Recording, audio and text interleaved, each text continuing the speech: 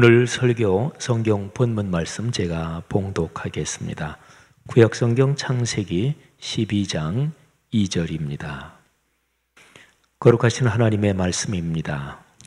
내가 너로 큰 민족을 이루고 네게 복을 주어 네 이름을 창대하게 하리니 너는 복이 될지라. 아멘. 성경 66권 전체가 유일하고 완결된 하나님의 특별 계시입니다. 어느 책, 어느 부분이든 성경을 듣거나 읽고 묵상하는 사람에게 하나님의 말씀은 생명과 평안을 줍니다. 희망과 격려의 내용도 좋지만 책망과 심판의 말씀도 귀합니다. 겸허한 말씀으로 들으며 자신을 성찰하면 삶에 복이 넘칩니다. 진리를 열망하며 성경을 공부하는 사람에게 놀라운 깨달음과 또 하늘의 비밀이 열립니다. 그러나 현실적으로는 성경 말씀 중에서 어떤 구절은 부담스럽고 또 무섭기도 합니다. 낭독하여 읽기가 껄끄러울 정도로 무시무시한 책망의 말씀도 있습니다. 입에 쓴 약이 몸에 좋다는 말처럼 이런 말씀을 들을 때 겸손과 순종의 마음이 필요하지요. 반면 어떤 성경 구절은 참 좋습니다. 너무 좋아서 어쩔 줄 모르게 되는 그런 구절들도 굉장히 많죠. 시편 1편이나 23편, 창세기 1장 31절이나 49장 22절, 또 빌립보서 4장 19절이나 히브리서 6장 14절 같은 구절들이 그렇게 그냥 좋아서 어쩔 줄 모르게 만드는 그런 구절입니다. 우리 모두가 그리스도인으로 삶의 여정 걸어가면서 참 좋은 말씀들 여러분의 삶에 넉넉하게 강처럼 흐르기를 축복합니다. 오늘 설교 본문 창세기 12장 2절도 그런 구절 중에 들어갑니다. 어쩌면 가장 대표적인 몇 구절 중에 하나입니다. 창세기 12장 2절 이 구절은 생각만 해도 좋습니다. 읽으면 말할 것도 없습니다. 가만히 천천히 낭독해서 내 목소리가 내 귀에 들리는 것을 느끼면서 마음속으로는 이 말씀이 내 삶에 이루어지는 것을 믿습니다. 이러면서 천천히 소리내서 낭독하면 참 좋습니다. 제가 이 구절을 낭독해서 선포하겠습니다. 지금 예배의 자리에서 이 말씀을 듣는 여러분에게 이 말씀이 이루어지기를 제가 기도하는 마음으로 선포하겠습니다.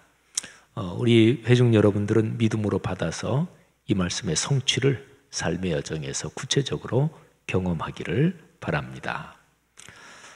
내가 너로 큰 민족을 이루고 네게 복을 주어 네 이름을 창대하게 하리니 너는 복이 될지라.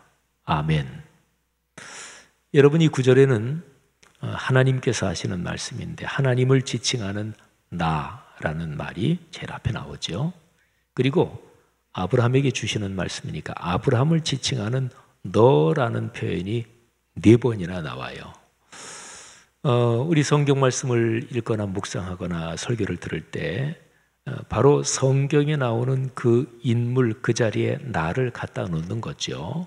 그래서 내게 주시는 말씀으로 받는 거잖아요.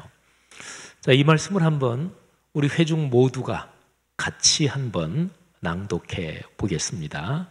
그런데 지금 말씀드린 것처럼 하나님이 아브라함에게 너 이렇게 표현하는 4번 나오는 이 너라는 이 단어가 하나님께서 지금 여러분 각자 자신에게 하시는 말씀으로 한번 그렇게 믿음을 가지고 낭독하면 좋겠습니다. 우리 다 함께 낭독합니다. 내가 너로 큰 민족을 이루고 네게 복을 주어 네 이름을 창대하게 하리니 너는 복이 될지라. 아멘. 자, 여러분 생각해 보십시오. 우리가 같이 지금 낭독한 이 구절에서 어느 한 어절이라도 부담되는 것이 혹시 있나요? 혹시라도 기분을 가라앉게 하거나 마음을 어둡게 만드는 단어가 하나라도 있나요? 전혀 없지요. 이 구절은 단어 하나하나가 참 좋고 전체 내용이 감격스럽습니다. 이 말씀을 믿음으로 받는 사람마다 이 말씀의 복을 누릴 것을 믿습니다. 한국 교회에서 전에 많이 쓰던 개역 성경, 거기에서는 창세기 12장 2절 이 구절 뒷부분을 복의 근원이 될지라 이렇게 번역했습니다. 근원이란 단어가 들어가서 아주 멋진 또 그림 언어가 되기도 합니다.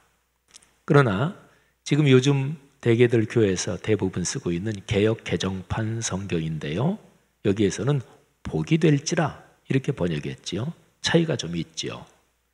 히브리어 원어로 하면 복이 될지라, 이게 정확합니다. 하나님께서 아브라함에게 아브라함이 소유할 수 있는 어떤 복을 주신다는 것이 아닙니다. 아브라함의 존재 자체를 복이 되게 하신다는 뜻입니다. 그러니까 소유의 증대가 아니라 존재의 변화입니다. 자, 이 멋진 구절을 조금 다른 각도에서 번역할 수 있습니다. 역시 쭉 똑같고 뒷부분이 좀 다른데요, 독일어 성경 참 좋은 번역입니다. 쥐리히 번역 성경이 다음과 같이 옮겼습니다. 내가 너로 큰 민족을 이루고 네게 복을 주어 내 이름을 창대하게 할 것이고, 여기까지는 똑같아요. 내 이름이 축복의 언어가 될 것이다. 자, 아브라함이 복 있는 사람이 되어서 살고 그 이후로 사람들이 누구를 축복할 때면 아브라함의 이름을 말하면서 축복한다, 이제 그런 얘기입니다. 아브라함처럼 복을 받으세요. 아브라함의 축복을 주세요. 그러니까 말하자면 축복의 대명사, 아브라함의 이름이 그렇게 된다는 거지요. 이름과 그 이름을 가진 사람, 이름과 사람은 뗄 수 없습니다. 이름은 그 사람 자체, 그 사람의 존재를 가리킵니다. 그렇다면 이 쥐리히 성경 번역도 복이 될지라 이것과 맥을 같이 합니다. 그러면서 이 번역은 좀 더 구체적인 상황을 떠올리게 합니다. 예를 들겠습니다. 어떤 사람이 자기 아들 또는 자기 딸을 위해서 기도하는데 다음과 같이 기도합니다. 하나님께서 우리 귀한 아들, 우리 귀한 딸에게 아브라함과 같은 믿음을 주시고 아브라함이 받은 복을 주시기를, 삶의 어려움이 있더라도 아브라함처럼 하나님 손을 꼭 잡고 이겨내어 큰 복을 누리기를 기도합니다. 아멘. 자, 예를 들어서 이런 기도를 자녀를 위해서 드리는 아버지는 아브라함, 그러니까 복에 대해서 이런저런 세부적인 사항이 많겠지만 아브라함이 받은 복만 받으면 그러면 모든 복이 다 되는 거지, 이런 얘기지요. 아브라함 이후에 사는 사람들에게 아브라함이 복의 대명사가 됩니다. 아브라함을 보통 믿음의 조상이라고 말하는데 이와 더불어 반드시 언급해야 하는 것이 복의 조상입니다. 그러니까 아브라함은 믿음의 조상이요 복의 조상이지요. 시편 72편 17절에 다윗의 기도가 나와요. 성령의 감동으로 다윗이 기도를 올립니다. 그런데 이 기도문을 보면 어떤 이름이 축복의 대명사가 된다는 것이 무엇인지를 잘 알 수 있습니다. 그리고 이 구절은 성경 전체의 흐름에서 창세기 12장 2절과 연관됩니다. 그러니까 다윗이 성령의 감동으로 이 기도를 드릴 때 창세기 12장 2절 그 구절을 인용한 것이라고 볼 수 있습니다. 다윗, 하나님의 사람, 그 사람에게 성령께서 강하게 역사하신 거지요. 자, 들어보십시오. 그의 이름이 영구하며 그의 이름이 해와 같이 장구하리로다. 사람들이 그로 말미암아 복을 받으리니 모든 민족이 다 그를 복되다 하리로다. 아멘. 자, 어떤 이름이 축복의 대명사가 되는 것과 관련해서 성경의 사건을 하나 더 보겠습니다. 창세기 48장에 야곱이 자기 아들 요셉의 두 아들, 그러니까 야곱에게는 손자죠, 에브라임과 므낫세를 축복해 주는 장면이 나옵니다. 할아버지 야곱이 두 손자를 축복하는 그 기도의 표현을 한번 보세요. 자, 48장 20절인데 제가 표준 세번역 성경으로 낭독해 드리겠습니다. 그날 야곱은 이렇게 그들을 축복하였다.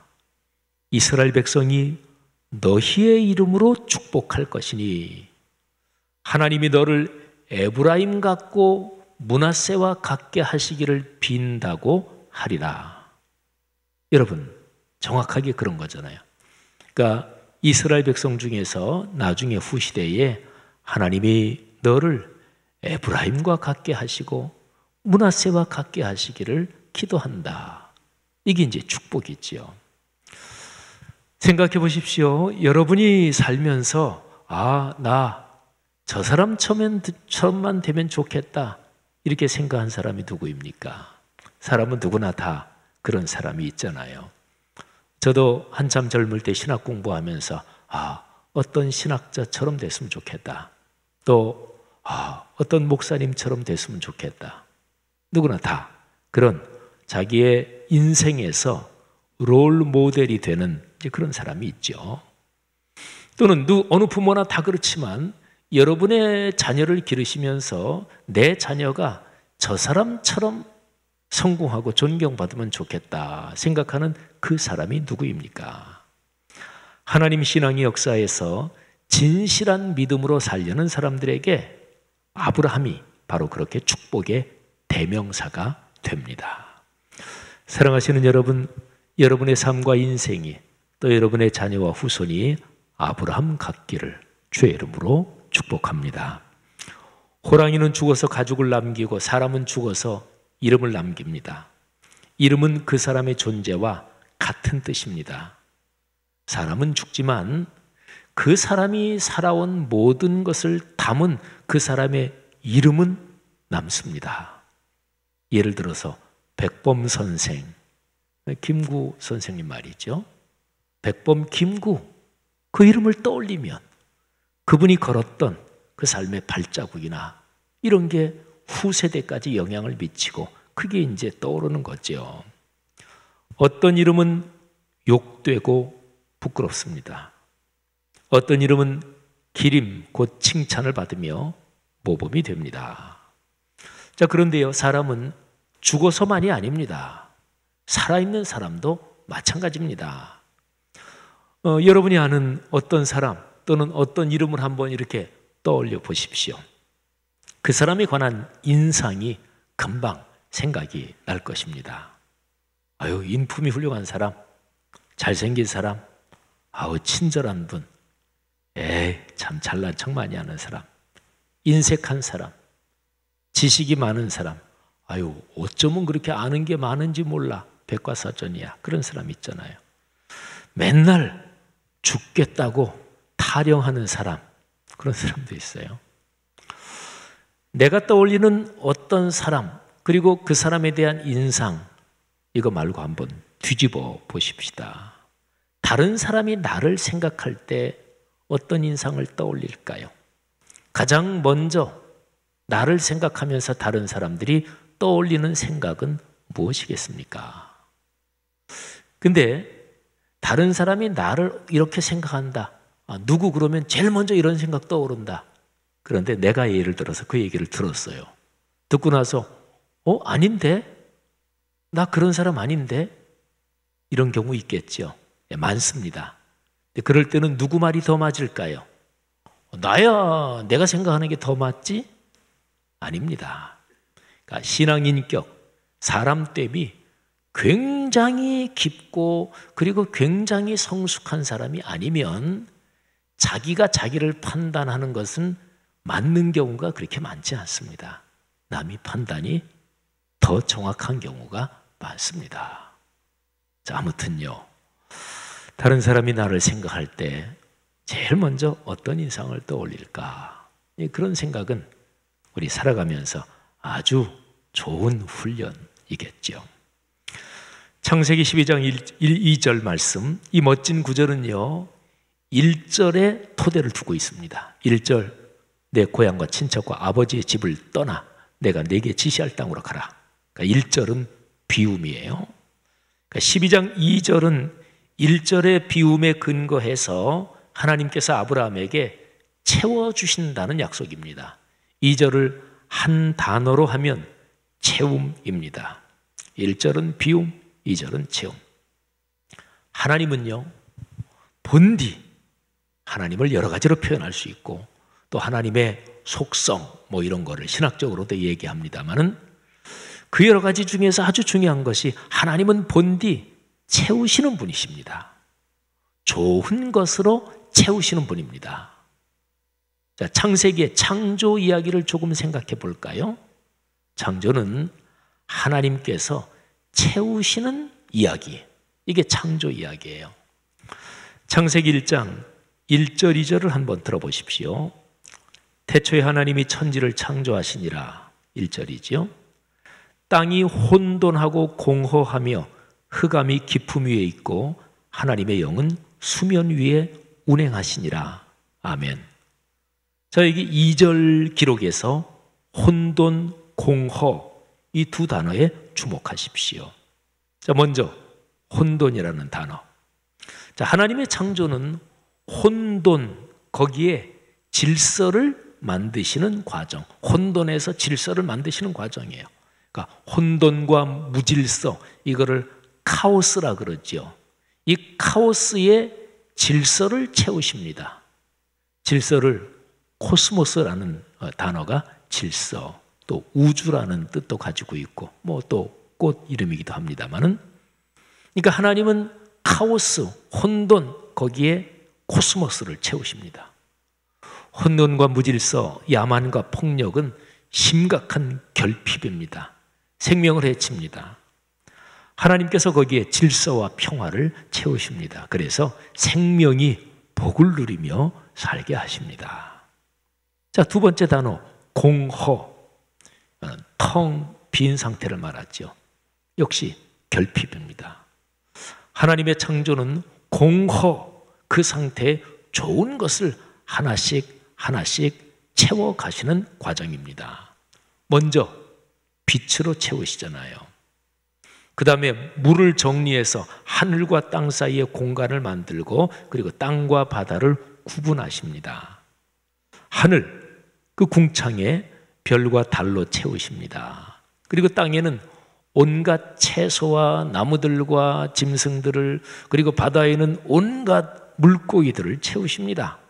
그리고 여기에 더해서 이 모든 것을 잘 관리하고 그리고 이끌어갈 청지기 역할을 맡을 사람을 만드심으로써 채우시는 하나님의 작업이 일단 마무리됩니다. 이게 이제 엿새 동안의 창조지요. 그런데 채움의 완성은 7번째 날 하나님께서 만드신, 제정하신 안식일입니다. 창조주 하나님과 만나며 예배하는 날, 그 안식일을 정하심으로써 하나님은 거룩함과 복, 이게 세상의 중심에 있게 하셨습니다. 안식일을 거룩하게 하시고 거기에 복을 걸어 놓으셨습니다. 이렇게 해서 하나님의 창조 작업, 채우시는 작업이 최종적으로 완성됩니다. 자, 그런데 창세기 1, 2장이 창조 이야기잖아요. 3장에 타락 사건이 나오죠. 죄는 뭘까요? 창조주 하나님께서 아름답게 채우신 것을 파괴하는 게 죄예요. 죄는 거룩함과 복을 짓밟습니다. 혼돈과 공허의 악이 날뛰게 합니다. 타락 사건이 창세기 3장 거기에 기록되어 있는데 그 이후에 계속해서 죄악이 심해져 가고 극성을 부리게 됩니다. 그러면서 쭉 이어지는데 창세기 11장 바벨탑 사건에서 죄악이 극치까지 올라가요. 그러면서 인류는 갈수록 악해집니다. 자, 오죽하면 하나님께서 당신이 만드신 세상을 몽땅 쓸어버리겠다고까지 하셨겠습니까?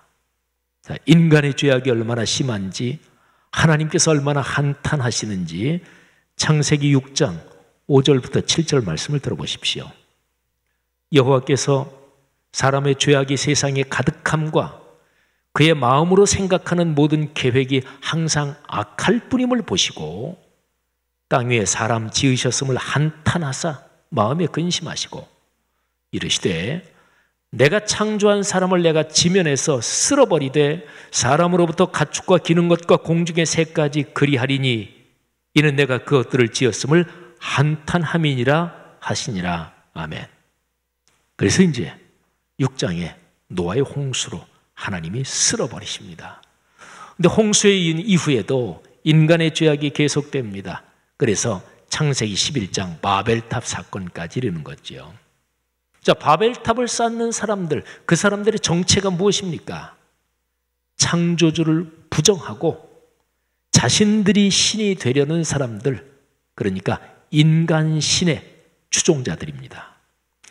자, 그 집단의 힘이 인간 신을 추종하는 그 인간 세계의 가치관, 사고방식, 삐뚤어진 인생관이 그 힘이 얼마나 강해졌는지, 또 하나님께서 그들의 행태를 얼마나 심각하게 생각하셨는지 한번 보십시오. 창세기 11장 5절 6절입니다. 여호와께서 사람들이 건설하는 그 성읍과 탑을 보려고 내려오셨더라. 여호와께서 이르시되 이 무리가 한 족속이요 언어도 하나이므로 이같이 시작하였으니 이후로는 그 하고자 하는 일을 막을 수 없으리로다. 하나님이 무지무지하게 심각하게 생각하신 거예요. 오죽하면 현황이 어떤지 보려고 내려오셨겠어요. 하나님께서 어떻게 해결하시나요? 자, 이어지는 3절, 7, 8, 9절입니다. 자, 우리가 내려가서 거기서 그들의 언어를 혼잡하게 하여 그들이 서로 알아듣지 못하게 하자 하시고 여호와께서 거기서 그들을 온 지면에 흩으셨으므로 그들이 그 도시를 건설하기를 그쳤더라. 그러므로 그 이름을 바벨이라 하니 이는 여호와께서 거기서 온 땅의 언어를 혼잡하게 하셨음이니라. 여호와께서 거기서 그들을 온 지면에 흩으셨더라. 아멘. 생각해 보세요. 하나님의 창조는 혼돈에서, 카오스에서 질서, 코스모스를 만드신 거잖아요. 그러신 하나님께서 오죽하면 혼잡하게 하는 방법, 혼돈에 빠지게 하는 방법을 사용하셔서 그들을 치셨겠습니까? 자, 이런 상황, 인류의 죄악이 극치로 치닫는 하나님을 대적하고 인간신 추종자들이 엄청난 권력을 가지게 되는 이런 상황에서 하나님께서 근원적인 해결책을 계획하십니다. 죄악과 혼돈과 공허를 근원적으로 해결하실 그 어떤 구원의 계획을 세우시고 본격적으로 시작하십니다. 그리고 그 일의 시작에 아브라함을 부르십니다. 바벨탑 사건을 해결하려고 하나님은 잠시 내려오셨는데 이 구원의 근본 계획에서는 하나님께서 아예 사람 몸을 입고 이 세상에 내려와서 사신다, 이런 계획까지 들어 있습니다. 바로 예수 그리스도께서 오시는 사건, 성육신 사건이죠. 성경의 전체적인 맥락에서 아브라함은 예수 그리스도에 이어집니다. 하나님께서 아브라함에게 주신 믿음과 복은 예수 그리스도, 그분의 삶, 그분의 십자가에서 완성됩니다. 창세기 12장 2절에 기록된 그 채움의 복은 궁극적으로 말하면 예수 그리스도께서 우리에게 오시는 것으로 연결돼요. 예수 그리스도 부활 승천하신 후에 성령님께서 우리의 마음에 오시는 것에 연결됩니다. 예수님께서 가르치신 모든 말씀은 사실은 초점이 여기에요. 그 중에 2개만 한번 볼까요? 예수님이 가르치신 말씀 중에서 사람들이 야, 이건 진짜로 이해하기 힘들다, 심지어는 예수님을 따르던 사람들까지도 야, 이상한 얘기네. 요즘으로 말하면 혹시 이단 아니야? 뭐 이런 느낌을 가지게 하는 그런 내용이 요한복음 6장 48절 이하에 있어요. 제가 조금 이따 읽어드릴 텐데, 근데 그 뜻이 뭐냐? 주님께서 우리 마음에 오신다. 그 얘기를 하는 거예요. 그 다음에 요한복음 15장 1절부터 쭉 보면은 저 유명한 포도나무와 가지, 오늘 우리가 회중찬송 두 번째 곡이 바로 그 가사가 들어있잖아요. 포도나무와 가지, 이것도 역시 뜻이 같아요. 주님께서 우리 마음에 오신다. 우리와 같이 사신다. 이런 뜻입니다. 자, 이 두 곳에서 중요한 부분만 제가 한번 읽어드리겠습니다. 먼저 요한복음 6장입니다. 이해하기 힘들다고 말씀드린 내가 곧 생명의 떡이니라. 나는 하늘에서 내려온 살아있는 떡이니 사람이 이 떡을 먹으면 영생하리라.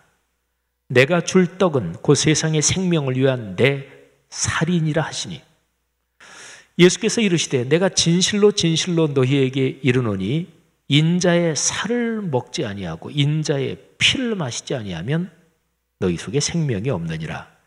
내 살을 먹고 내 피를 마시는 자는 내 안에 거하고 나도 그의 안에 거하나니 살아계신 아버지께서 나를 보내심에 내가 아버지로 말미암아 사는 것 같이 나를 먹는 그 사람도 나로 말미암아 살리라. 네, 그 당시 사람들이 어려웠다고 생각할 만하죠, 그죠? 나를 먹으라 이런 얘기니까. 자, 그 다음에 요한복음 15장. 이거는 어렵진 않아요. 비유적인 건데 참 포근합니다. 내 안에 거하라. 나도 너희 안에 거하리라. 가지가 포도나무에 붙어 있지 아니하면 스스로 열매를 맺을 수 없음 같이 너희도 내 안에 있지 아니하면 그러하리라. 나는 포도나무요 너희는 가지라. 그가 내 안에 내가 그 안에 거하면 사람이 열매를 많이 맺나니 나를 떠나서는 너희가 아무것도 할 수 없음이라. 너희가 내 안에 거하고 내 말이 너희 안에 거하면 무엇이든지 원하는 대로 구하라. 그리하면 이루리라. 아멘. 사랑하는 형제 자매들, 성도 여러분들이요, 하나님께서 창세기 12장 2절의 말씀을 그리스도 예수 안에서 우리 그리스도인들에게, 여러분에게 이미 주셨습니다. 여러분의 마음에 성령 하나님이 계십니다. 하나님께서 우리 삶의 여정에 함께 하십니다.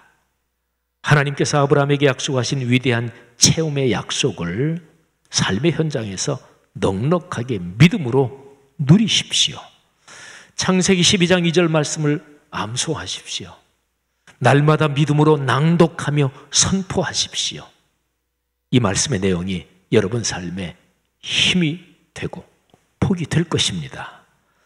여러분이 이 말씀에서 하나님의 손길을 체험하고 기적을 체험하게 될 것을 믿으시기를 바랍니다. 우리는 주님 안에서 살고 있습니다. 우리의 신앙의 선배들이 몇천 년 동안 이 가슴 벅찬 복을 누리며 살았습니다. 그 중에 한 분, 사도 바울, 그분이 이렇게 고백합니다. 저 유명한 갈라디아서 2장 20절입니다.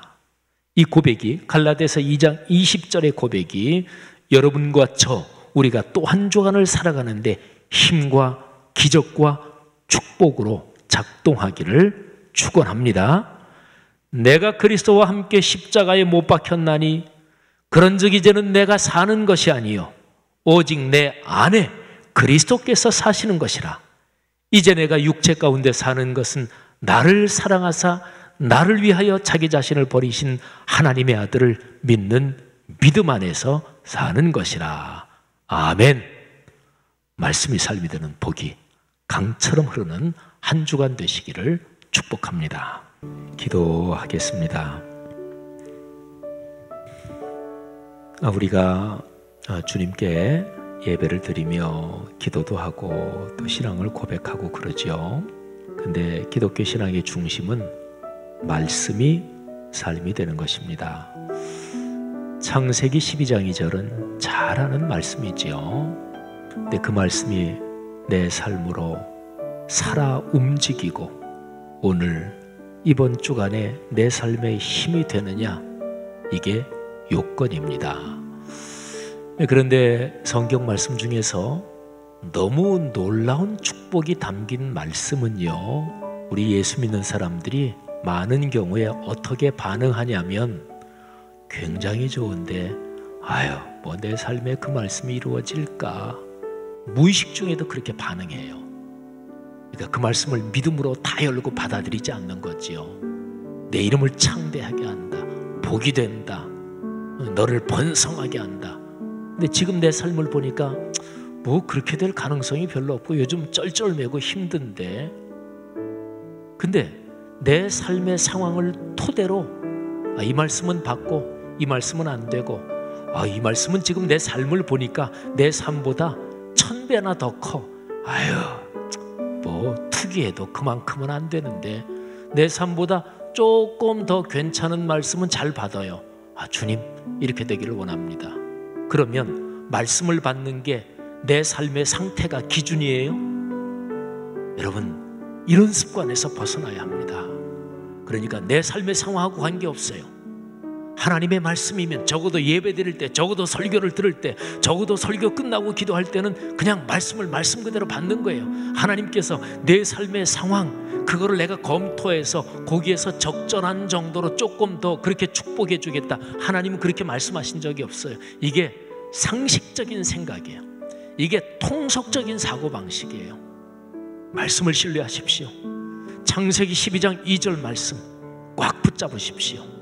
성경 말씀이 내 삶에 진짜로 이루어지느냐, 이게 신앙생활을 오래 하신 분들이 이렇게 받아들이지 못하고 습관적으로 굉장히 좋은 말씀인데 탁 들으면 아멘 아멘 습관적으로 아멘해요. 근데 진짜로 삶으로 이어지진 않아요. 제일 위험한 대상이 목사들, 전도사님들, 목회자들이 제일 위험해요. 그 다음에 장로님들, 오래 신앙생활 하시는 분들 다 위험해요. 오히려 초신자는요, 처음 예수 믿은 사람들이 창세기 12장 2절 또는 어떤 거 탁 듣고 너무 좋아가지고 감격하고 감동받아가지고 그 말씀의 은혜를 꽉 받는 경우가 많아요. 사랑하신 여러분, 창세기 12장 2절 많이 들으셨잖아요. 요즘 우리의 삶이 만만치 않잖아요.